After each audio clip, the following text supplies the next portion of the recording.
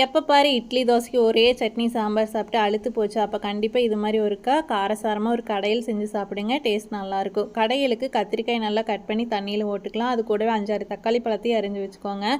ஒரு மண் பாத்திரத்தில் கொஞ்சமாக நல்லெண்ணெய் விட்டு வரமிளகா 2 கிள்ளி போட்டு அது கூட நம்ம அரிஞ்சு வச்ச கத்திரிக்காய் 1 டேபிள் ஸ்பூன் மஞ்சள் தூள் போட்டு கத்திரிக்காய் அரைவாசி வேகிற வரைக்கும் மூடி போட்டு வேக விட்டுக்கலாங்க. அதுக்கப்புறம் 10 சின்ன வெங்காயம், அரிஞ்சு வச்ச தக்காளி பழம், தேவையான அளவு உப்பு, வீட்டு மிளகாத்தூள் 2 டேபிள் ஸ்பூன் போட்டுக்கோங்க. அப்போ தான் காரசாரமாக இருக்கும். அப்புறம் கத்திரிக்காய் தக்காளி பார்த்திங்கன்னா நல்லா மசிஞ்சிரும். ஒரு 10 நிமிஷம் குக் ஆகி பார்த்தா அப்புறம் பருப்பு மாற்ற வச்சு நல்லா கடைன்னு கடைஞ்சி எடுத்தோம்னா சூப்பராக கத்திரிக்காய் தக்காளி கடையில் ரெடி ஆயிருங்க. கடைசியாக ஒரு தாளிப்பு கொடுத்துடலாம்.